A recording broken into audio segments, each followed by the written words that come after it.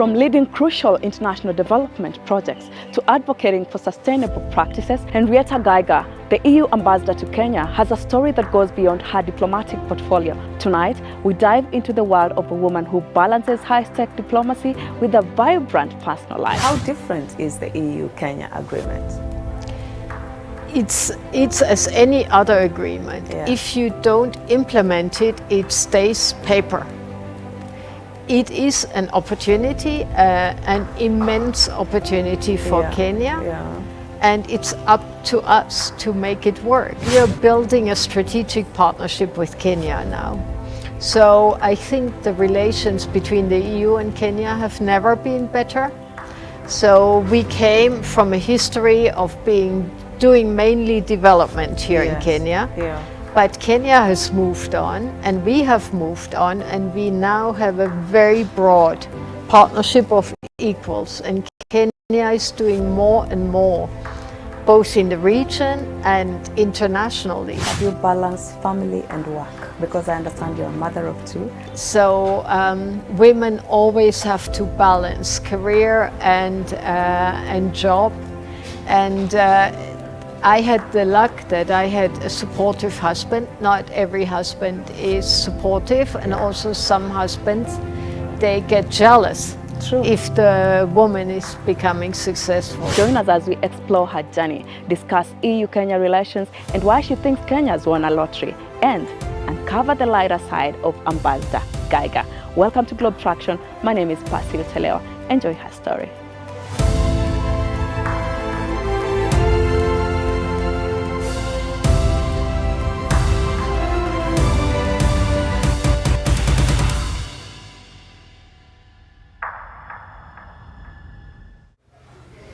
Nice having you on the show. Great to be here with I know you. how busy you are, so I really appreciate that you got a little bit of time to sneak out and have this conversation with me. Sure. How do you find Nairobi so far? Because it's close to 3 years since you came officially. Almost as the 3 ambassador. years. Yeah. I enjoyed every moment, every day. I mean, it's Nairobi is such a thriving environment, so much happening here, but also the whole country. And to discover Kenya has been great. I have been here many times before in previous positions, but never lived here. Yes. So I'm really trying to see all 47 counties. I'm a bit more than half. So far? So far, yes. so far. So I still need like 40%, but I hope that by the time I leave, I've seen all. When are you likely to leave? I don't know.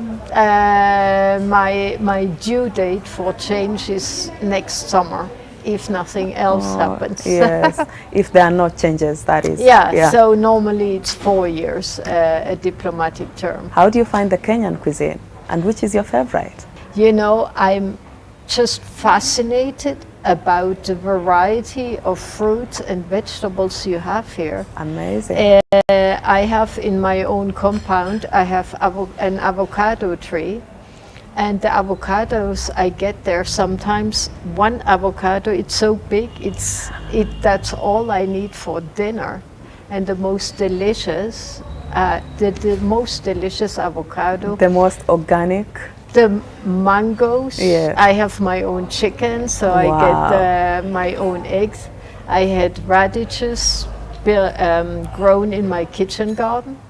They were big like an apple. I mean, I sent it home to people in Europe, they couldn't believe it. They said that also one of the radishes makes a whole salad. So it's amazing. I have strawberries also in my garden. Oh, you're quite a farmer. Nice kitchen garden. Kenya is incredible in terms of fertility of the land. Whatever you put in the ground is just growing. So I can't get enough of that. It's really amazing. You can't get enough. Have you gone on safari, by the way? Oh, sure. Oh, you can't miss that. What about our beaches? Also, I mean, some of the best beaches on the entire planet. So these are great shots if you want to make your friends and family envious. Yes. Me on the beach or Yes. here, there, the white sand, the palm trees, the incredible water. Yes. But this is also a huge asset that Kenyans need to learn to understand what they have, the asset they have, and protect it. As I said, we just had a press conference. Yes. Tourism and hospitality sector is the sector that provided most new jobs in Kenya. So this is a sector for the future. So also for young people to study in the hospitality industry. Also the cruise sector is growing so much. Rapidly, yeah. Yeah, and to get jobs on cruise liners is just great to discover the world. How can we integrate blue economy and the tourism sector from your side? Yeah. So blue economy is about looking at all aspects of blue. Yes. Whatever has to do with water, and tourism is a big part of it. Absolutely. But no tourists like to be on a dirty beach, seeing dilapidated cities or villages around, seeing people who are poor, who don't have a livelihood, seeing that the environment is not protected, and tourists want to be safe. Yes. So it is all integrated, and you cannot have tourism only in a big hotel and the rest you don't care about. So that's why with our Go Blue project we have tried to work with all governors and county governments and the municipalities to have that sort of integrated thinking. Yes. Creating jobs, for example, mangrove projects, which creates livelihoods for women, young people. So many people, when they think blue, they think fish. But fish is only a small just a small part fraction. Yeah. Well, besides the mangrove, what else are you looking forward to do, while you talk about going blue? What particular specific activities are you looking to focus on? I mean, sustainable fisheries. Yes. So right now for this Blue Invest conference, we also have our Director General from Brussels coming in charge of maritime issues and fisheries. Great. So with the CS Blue Economy, we are looking at maybe having a fisheries agreement between the EU and Kenya, which will help Kenya also on the issue of illegal fishing and controlling of its own territorial waters. So obviously the fish exports into the EU is big business. Yes. The EU is the biggest fish importer in the world, and so Kenya has endless opportunities in that sector, but also the tourism and hospitality sector is incredible. And what CS was mentioning, 90% of global trade is through the Indian Ocean. So that means that the EU also has big shipping industries. So especially the Danish shipping industry, but also others. Yes. So we are working on air freight to sea freight. And that is strengthening also the port of Mombasa. It's helping climate change. So this is what I was talking about, seeing things in an integrated way. Yes. And above all, we want to try to get investment into that sector. That's why in Diani at this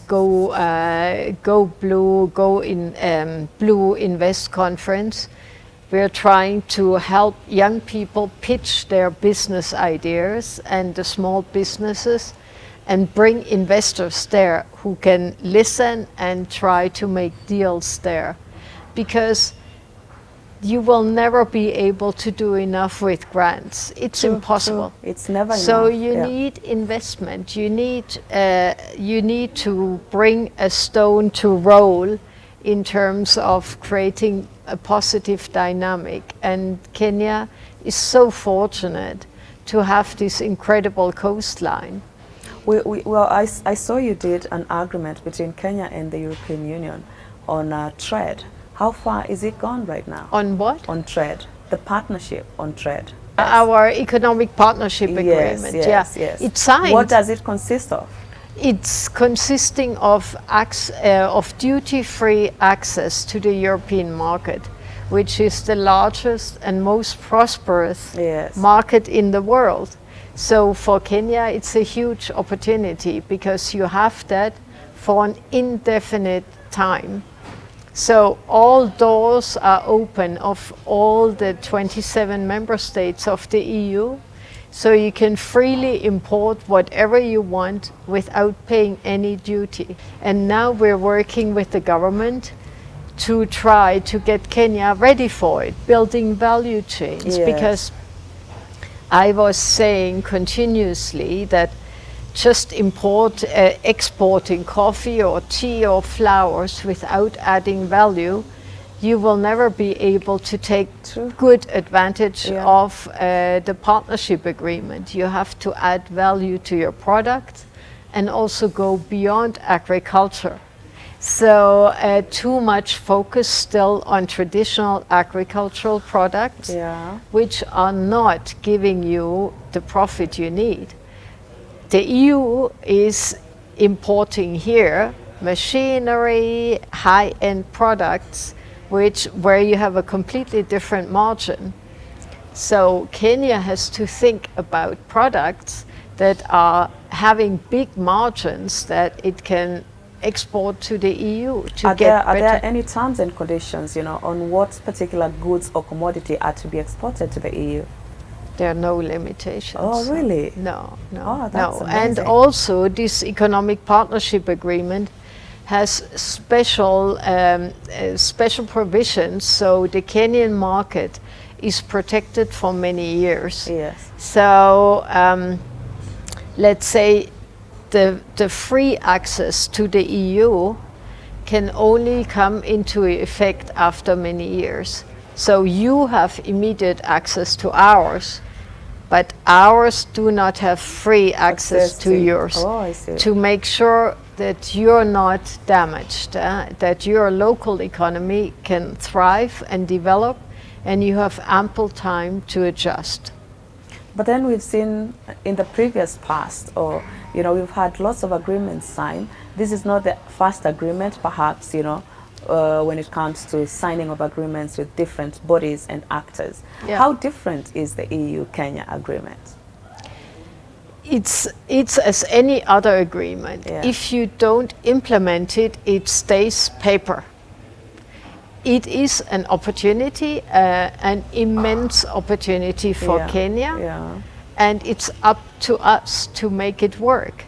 Actually, many sectors have already worked with us for years to try to get ready for it. So I think it's a joint responsibility, but if Kenya plays this card well, you have won the lottery. If Kenya plays this card well, we'll won the lottery. That is nice remark coming from you. Let's speak about climate change from where you sit. Are you looking at what's going on across the globe? Yesterday we were talking about fires all across the US, and we've experienced floods and, all sorts of disasters, to be fair. What is it that you're focusing on as the European Union to ensure, climate change is fully taken care of? The EU is one of the biggest supporters to the international effort to fight climate change. But sadly, it's very late. So the world right now is striving to limit the temperature increase to 1.5. So this is our biggest goal, but 1.5 temperature increase is already a big disaster. So what we're doing now is to try to ensure it's not even getting a bigger disaster. Yeah. So I cannot tell you how concerned I am. The EU is throwing its weight behind, but as I said, it's a last-ditch effort. We have woken up far too late as global community. And I think the different conflicts we have now and the geopolitical environment sadly is distracting the attention from our most pressing global issues such as climate change. Yeah. So I just hope and pray that we as global community take our responsibility serious, because we are speaking about blue, we are all sitting in this boat and there's a hole in the boat. True. And we will all go under if Capsize. we don't work together. Yeah. And you talked about fires in the US. I just heard the news about the hundreds of people who died in Mecca on the Hajj due to incredible temperatures. So maybe the Hajj even has to be changed in the date, or I don't know what, because this will get worse and worse. The floods here, followed by drought, by floods. You have huge disasters now also in Europe, in areas where you have never seen a problem ever happened before. Yeah. Do you feel from a personal perspective, Madam Ambassador, that sometimes we get into these boardrooms and we speak too much and we just don't implement, the actual action plan? Yes. So it's all easy for us to sit at conferences and, even at the personal level, we all know that we say, tomorrow I will stop smoking, or I will stop this or that, or I will start exercising, and you fully believe it. But then tomorrow some other challenge comes and you don't do it. And the same at the global level. So we all have the best of intentions, and then something comes into our way. And so I think it's true, we have held too many conferences with too little output. But you cannot do without a global resolve. So it's needed to have this global consensus building. Yeah. But I think there are things that have to happen also with the big corporations, with the way we do global trade. Yes. We are still shipping butter from Australia to Ireland and from Ireland to Australia. Completely useless. Yes. Completely unnecessary. So if you would add the real price of the energy and the climate damage to that pound of butter, it will become completely unsustainable and unmarketable. So I do think we need to rethink the way our global trading system is set up, because one thing is for sure, if we want to survive as a globe, we have to do radical changes in the way we live, the way we dress, the way we eat, the way we do business.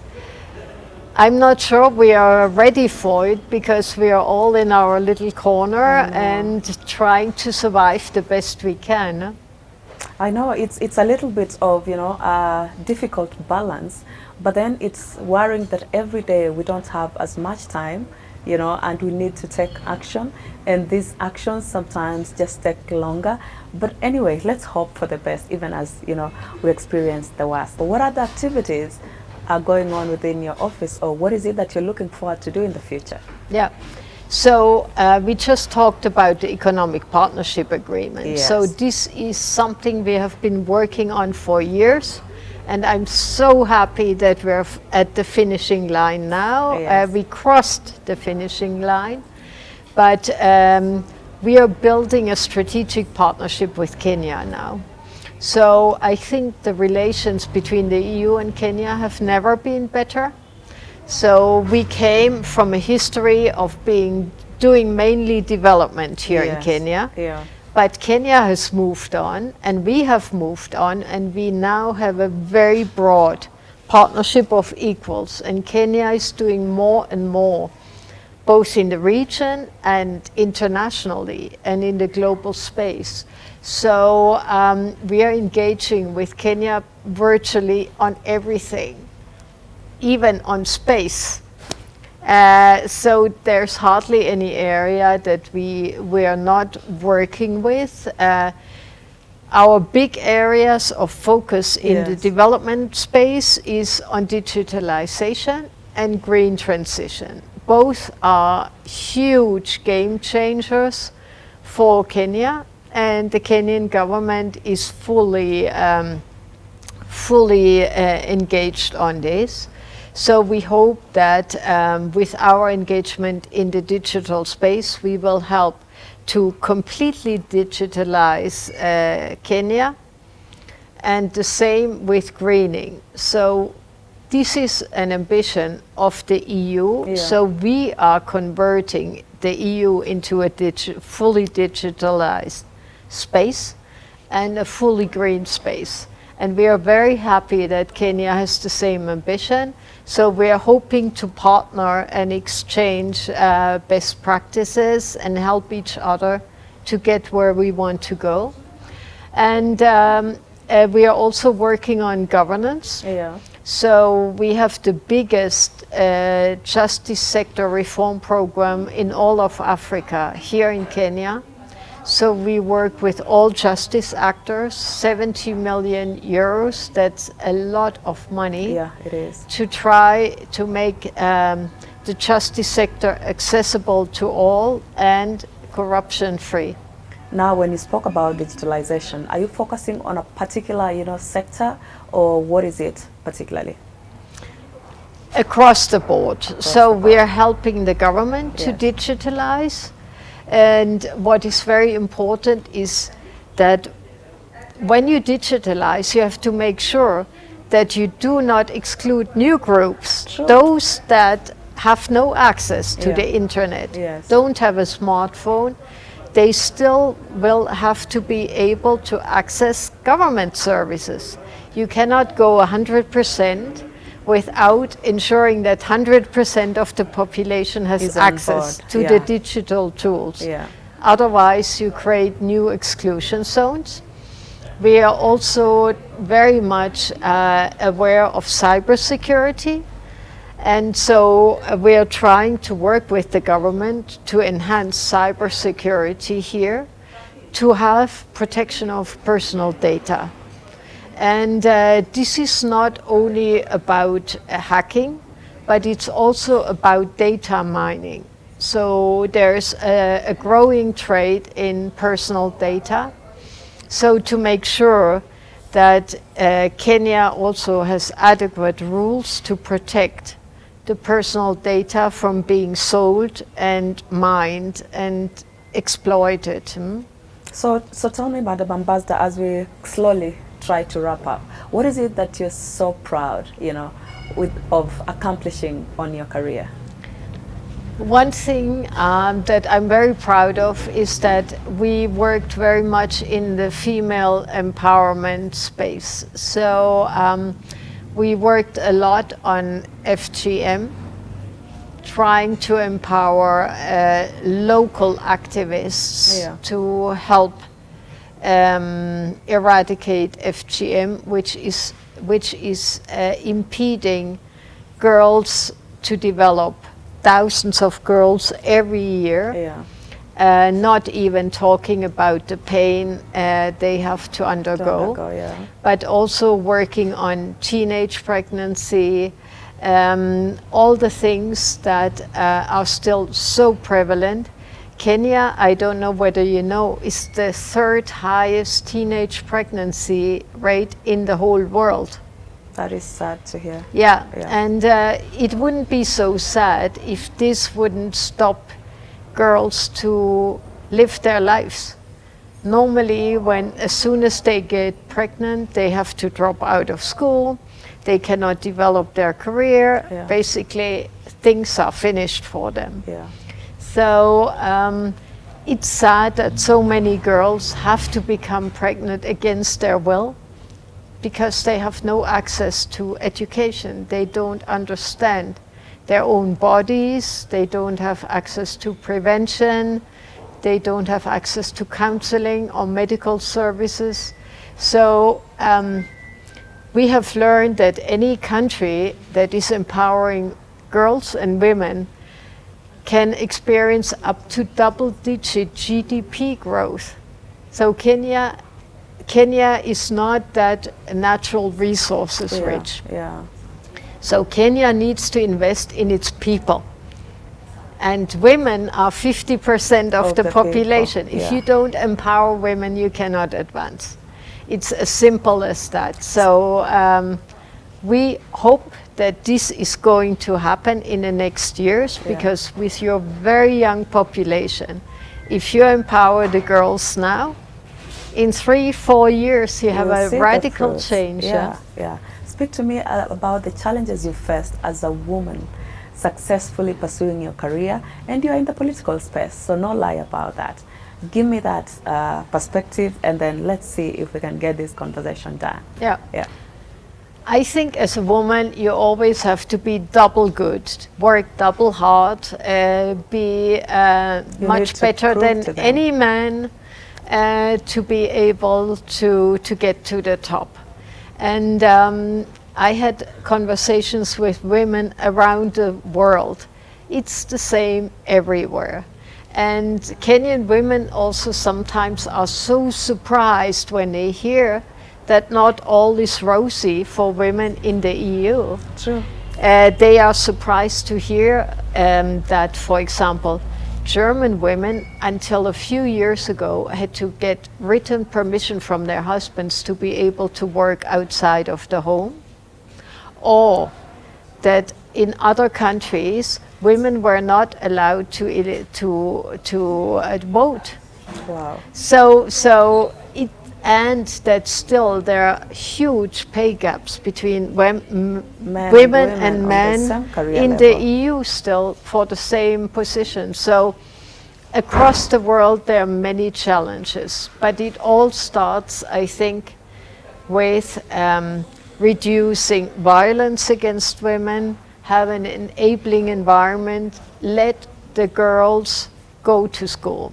We have seen that the most important thing is to enable girls to finish their school.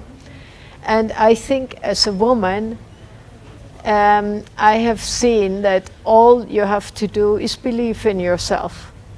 Just don't listen. Don't listen to all those who want to take you down. Just do what you do. Yeah. How have you balanced family and work? Because I understand you're a mother of 2. Yeah. You have a spouse on the other side. Tell me about it and give a word of advice to young girls as you tell me about that. Yeah. So where there's a will, there's a way. So women always have to balance career and job. And I had the luck that I had a supportive husband. Not every husband is supportive, and also some husbands, they get jealous. True. If the woman is becoming successful. So I think there's no easy solution. Women always have to carry more burden, but I would also say that women are more resilient and they can multitask. So I think we have the tools and we have the capacity to do it. So just believe in yourself and go for it, live your dreams. Thank you so much for your time. What did you learn from Henriette Geiger's story? I hope you learned something, and especially for those upcoming diplomats. Many thanks for watching the show, and if you have a story you'd like to share with us, please don't hesitate. Write to us through globetraction@standardmedia.co.ke or DM us on our social media platforms at globetraction or at KTN News KE.